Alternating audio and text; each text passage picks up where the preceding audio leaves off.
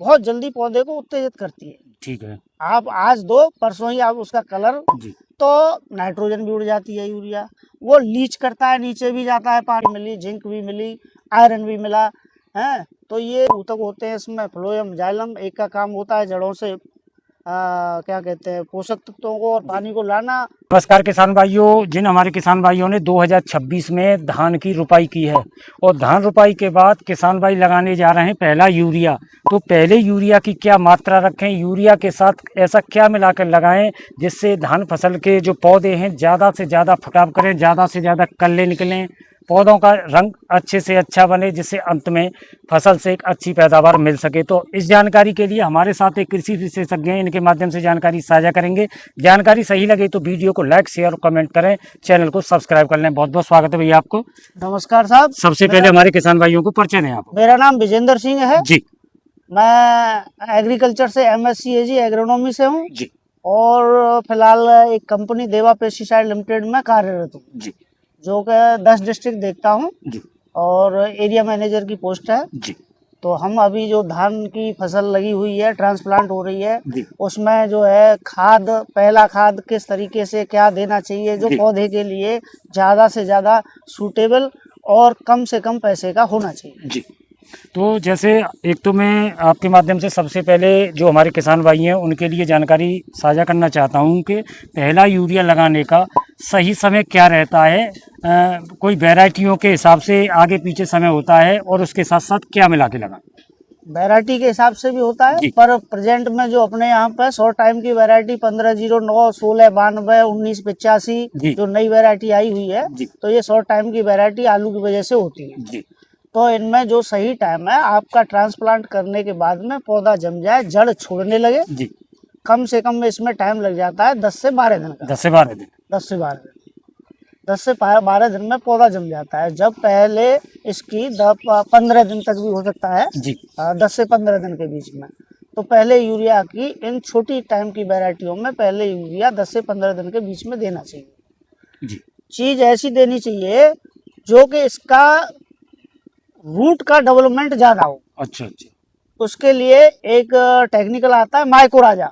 ठीक है। बहुत सारी कंपनियों का है, किसी का आधी किलो लगता है, किसी का 4 किलो लगता है। ठीक है। जो भी आपको अच्छी क्वालिटी का दिखता हो उसको एक फर्स्ट प्रोडक्ट माइकोराजा लेना चाहिए जो 200% रूट डेवलपमेंट का काम करता है, जड़ों के विकास के लिए। अगर जड़ है और जड़ भोजन ले रही है तो पौधा भी है, फूट भी है। यानी कि हमारा मेन उद्देश्य रहना चाहिए कि हमारे जो धान के पौधे हैं उनकी जड़ ज्यादा से ज्यादा फैलें। ठीक है, उसके लिए माइकोराजा। और जो कंपनी है जैसे उसकी क्षमता है या जैसे कंपनी की कुछ 12,000 ppm के आते हैं, कुछ 8,000 के आते हैं, कुछ 16,000 ppm के आते हैं, और जिनका वेट ज़्यादा होता है तो वो 6,000 ppm के आते हैं। तो ppm के हिसाब से होते हैं। और जैसी भी कंपनी है मार्केट में बहुत सारी हैं, किसी मैको का आता है, मैको इंडिगो का आधा किलो पर एकड़ लगता है, पाउडर फॉर्म में आता है। वो कंपनी जो भी हमारे किसान भाई खरीदें तो वो दुकान से पता लग जाएगा कि हमें एकड़ के हिसाब से इसकी क्या मात्रा है। ठीक है, एक तो माइकोराजा हो गया। अब अगर हम यूरिया की बात करें तो यूरिया की क्या मात्रा उचित रहती है शुरुआत में? तो यूरिया की मात्रा शुरुआत में 5 से 6 किलो बीघा, यानी कि 25 से 30 किलो एकड़ के हिसाब से। हाँ, ठीक है। एकड़ 25 से 30 किलो एकड़ का होना चाहिए, क्योंकि जो पौधा छोटा होता है, छोटा पौधा है तो आप जो नाइट्रोजन बहुत जल्दी पौधे को उत्तेजित करती है। ठीक है। आप आज दो, परसों ही आप उसका कलर और हाइट दोनों में परिवर्तन आने तीसरे दिन ही। जब ये यूरिया की डोज जो है 10 से 12 किलो पहुंच जाती है तो उस खेत में बकानी आने के ज्यादा चांस रहते हैं। ज्यादा चांस, जो लंबा पौधा हो जाता है, यानी कि अगर यूरिया ज्यादा लगता है तो नुकसान के चांस बन जाएंगे। ठीक है। और उस यूरिया के चिपचिपाहट जो उमस भरी उसमें रहता है, उसमें कीट का भी होना आना ज्यादा संभव रहता है। अच्छा, ज्यादा मात्रा लगने पर अगर यूरिया ज्यादा लगता है तो कीट भी उसमें ज्यादा लगता है। तो किसान भाइयों, हमारे साथ जो कृषि विशेषज्ञ उन्होंने बहुत अच्छी जानकारी साझा की है कि यूरिया की जो मात्रा है 25-30 किलो एकड़ के हिसाब से रखें। इससे ज्यादा अगर आप मात्रा बढ़ाते हैं तो नुकसान भी हो सकता है। अच्छा, जैसे हम यूरिया लगा रहे हैं तो कितना पानी होना चाहिए, पानी नहीं होना चाहिए, किस स्थिति पर यूरिया लगाए? पानी अगर बेस्ट तो उसमें रहता है आपने पानी देने के बाद सुखाया, ठीक है, खेत में चिपचिपाहट है, नमी है, ठीक है, तो उसमें जो आपका 5 से 6 किलो यूरिया है सफिशिएंट पूरा ही कार्य करता है। अच्छा। अगर आप पानी भर के लगाते हैं जी। तो पानी वाष्प में उड़ता है, नाइट्रोजन गैस होती है, जी। तो नाइट्रोजन भी उड़ जाती है, यूरिया वो लीच करता है, नीचे भी जाता है पानी, ठीक है। तो कुछ उसके बाद में लीच कर जाती वेस्टेज है, होगी उसकी। वेस्टेज होती है। ठीक है। तो वो यूरिया आप 10 का दे रहे हैं तब भी पौधे को 5 का ही मिलेगा। अच्छा, तो बेहतर है कि कम खर्चा करें, हाँ, 5-6 किलो का लगाएं, जब नमी में लगाएं। नमी में लगा। अच्छा, यूरिया हो गया, माइक्रोराजा हो गया, और क्या लगना चाहिए? एक माइक्रोन्यूट्रिएंट मिक्सचर कोई भी, जैसे फेरस, जिंक, जी।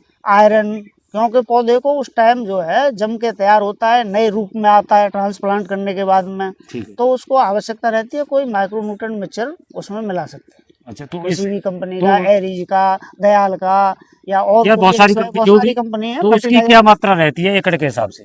उसकी बस 6% तो 10 किलो पर एकड़ के हिसाब से है। ठीक है। 10 में आप 5, 6, 7 भी ले सकते यानी हैं, कोई 5 से परेशानी 10 तक ले सकते हैं। 10% है तो 5 किलो ही से काम चल जाता है।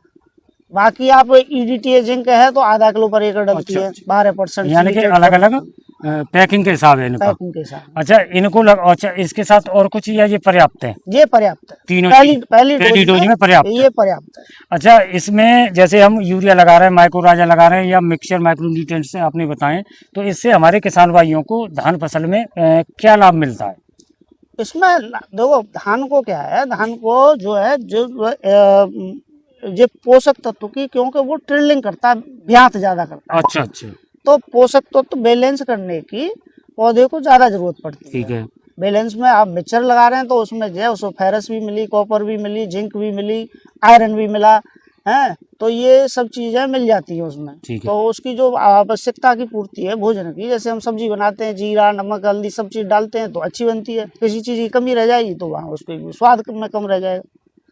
तो इससे जड़, माइक्रोराजा जड़ फैलेंगी, जड़ होंगी तो जो जमीन में फर्टिलाइजर आपका पड़ा हुआ है, जी। तो जितनी जड़ फैलेंगी फर्टिलाइजर को ज्यादा लेंगी, ज्यादा फर्टिलाइजर को ज्यादा लेंगी, तो जब पौधे को भोजन मिलेगा पर्याप्त तो वो भी अपना स्वस्थ रहेगा, आपको ट्रेलिंग ज्यादा करेगा। यानी कि जड़ ज्यादा फैलेंगी तो स्वाभाविक है कि इसके जो कल्ले हैं वो ज्यादा से ज्यादा निकलेंगे। अच्छा, जैसे रंग की बात करें, उसमें भी काम करेगा ये जो आपने ये मिश्रण बताया? हाँ, ये कलर भी लाएगा आपके पौधे पे, पत्तियां भी ज्यादा निकलेंगी, पत्तियां भी भोजन बनाएंगी प्रकाश संश्लेषण की क्रिया में। तो वो तो भोजन की प्रक्रिया है। नीचे से 2 ऊतक होते हैं इसमें, फ्लोएम, जाइलम। एक का काम होता है जड़ों से क्या कहते हैं, पोषक तत्वों को और पानी को लाना, पत्तियों से भोजन बनता है। एक का होता है जड़ों तक पहुंचाना, उसको पौधे को मिलता है। यानी कि अगर हमारे किसान भाई इन खादों का प्रयोग करते हैं शुरुआत में, तो फसल में फसल का रंग अच्छा बनेगा, जड़ें ज़्यादा फैलेंगी और कल्लों का ज़्यादा से ज़्यादा विकास होगा। कल्लों का विकास होगा तो निश्चित है कि पैदावार ज़्यादा होगी। जो हमारे साथ जो कृषि विशेषज्ञ हैं, इन्होंने एक उचित जानकारी दी है। कम खर्चे में आप अपनी धान की फसल में पहला यूरिया लगाने जा रहे हैं, तो इन खादों का प्रयोग कर आप अपनी धान की जो फसल है शुरुआत में उसका अच्छा विकास कर सकते हैं, जिससे आपको अंत में पैदावार ज़्यादा से ज़्यादा मिले। जानकारी कैसी लगी कमेंट करके जरूर बताएं। समय देने के लिए वीडियो में बहुत बहुत धन्यवाद। आपने भैया जो समय दिया उसके लिए बहुत बहुत धन्यवाद। नमस्कार।